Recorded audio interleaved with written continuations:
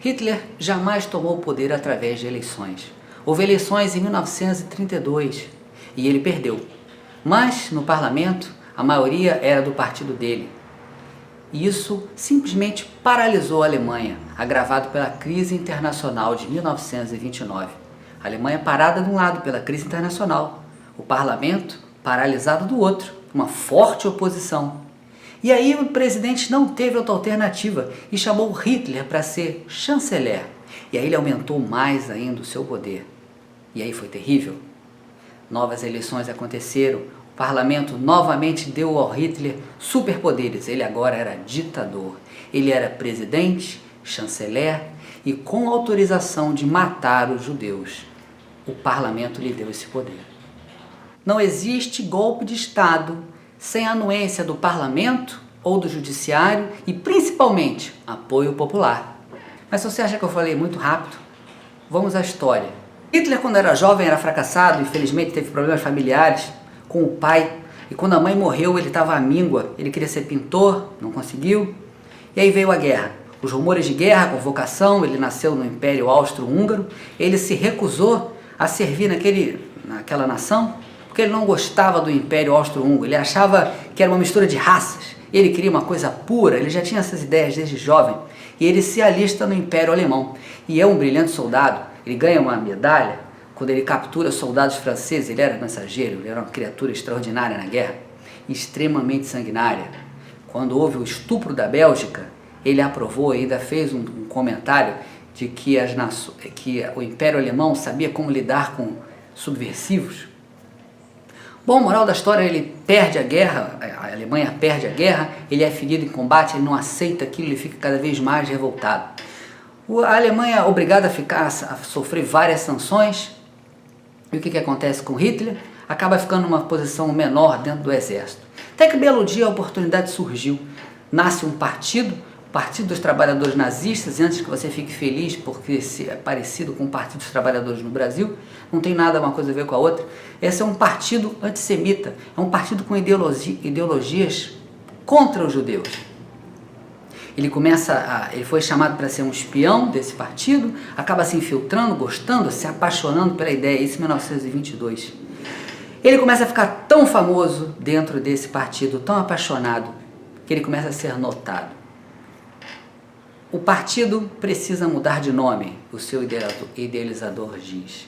E muda para Partido Nacional Socialista dos Trabalhadores Alemães, cuja abreviatura a gente conhece, Nazi, são os nazistas. E Hitler, como era um pintor, ele acaba sendo chamado para fazer a suástica, que você conhece hoje. Bom, Hitler estuda oratória, ele aprende a fazer discursos maravilhosos, e ele declara: as massas são femininas e estúpidas.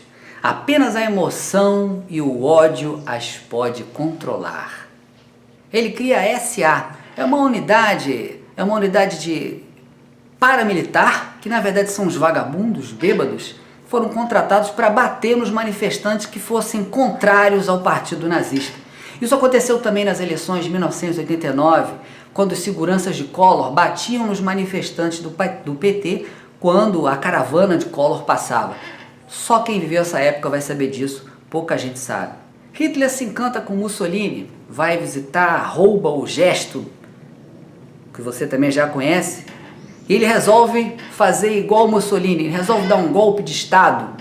Ele, um general famoso, eles entram na Bavária, uma cervejaria, eles estão no meio de um discurso com mais de 3.000 pessoas, ele resolve tomar o poder à força. Ele e mais um grupo. 16 pessoas são mortas, ele perde, chegou a dizer que ia se suicidar, não suicidou coisa nenhuma, e esse é o primeiro golpe de Estado de Hitler, e esse foi fracassado. Ele entrou em cana e ficou um ano guardado. Nesse tempo, ele escreve Minha Luta, Mein Kampf, uma bobagem com um monte de lixo tóxico, escrevendo sobre campos de concentração e tal. Bom, no início esse lixo tóxico não surtiu muito efeito, isso vai parecer um delírio, né?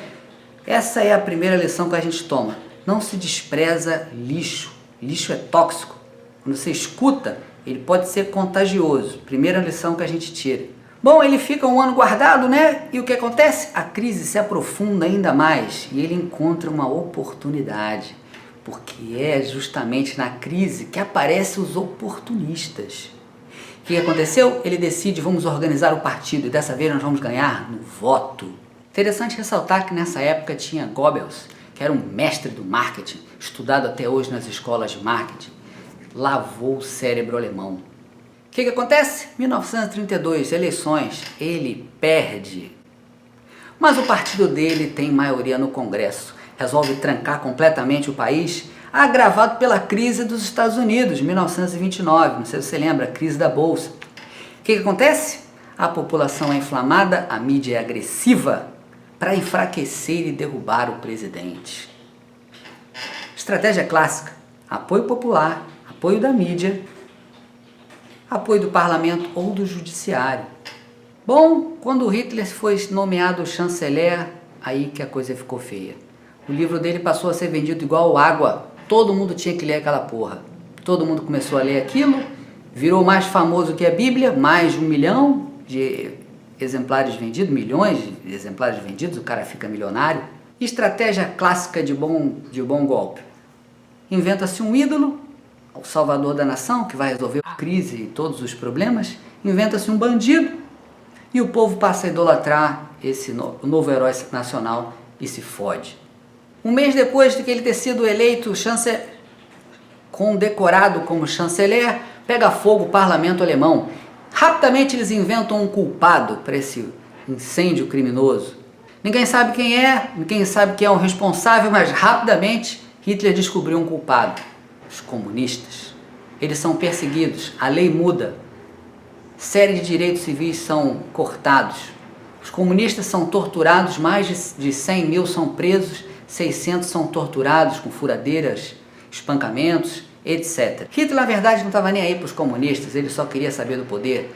Tanto é que antes da Segunda Guerra, ele invadiu uma própria cidade da Alemanha, dizendo que foram os poloneses, ele não estava nem aí para ninguém, ele só queria saber do poder, não estava nem aí. Foi só poder pelo poder. Bom, e para finalizar, novas eleições para o parlamento dá o superpoder para ele passa a ser presidente e chanceler. E ele tem aval do parlamento para matar os judeus. Agora toda a Alemanha é nazista e os seus princípios são difundidos e você já sabe o que acontece a partir daí, né? Estamos próximos, senhores, aqui na nossa história de ver o ex-presidente Luiz Inácio Lula da Silva ser preso e condenado. Isso é uma história já pré-anunciada, tá? E, enquanto isso, você não está preocupado se o nosso amigo Aécio Neves vai ser inocentado, foi inocentado por excesso de provas. O papel que desgasta o Supremo e que ele frequentemente desempenha mal é o papel de funcionar como o tribunal criminal de primeiro grau, de primeira instância, para julgar políticos encrencados. Veja, eu tenho um processo em que eu tenho o áudio de um parlamentar, seja quem for, pedindo o dinheiro. Está gravado. Depois eu tenho o áudio do parlamentar dizendo quem é que ele vai mandar buscar o dinheiro, com o complemento de que tem que ser alguém que a gente mate antes dele fazer delação. E aí, em operação controlada, a pessoa que se disse que ia buscar o dinheiro, de fato vai buscar o dinheiro. E recebe o dinheiro vivo e coloca em mochilas e transporta por via terrestre até um outro estado da federação, onde este dinheiro, que supostamente seria um empréstimo para o parlamentar, não é depositado na conta do parlamentar, é depositado na conta de um assessor, de um senador correligionário, que, indagado pelo banco, presta uma informação falsa sobre a origem do dinheiro. Há 650 mil presos no sistema penitenciário brasileiro.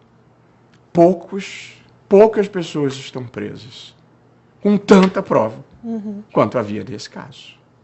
Poucas. O presidente Dilma Rousseff foi derrubada porque ela é feia e não sabe falar. Você não ficou preocupado se outra pessoa assumiu o poder, mesmo recebendo malas de dinheiro e combinando propina com um bandido dentro do Palácio do Planalto? Você não se importou com isso?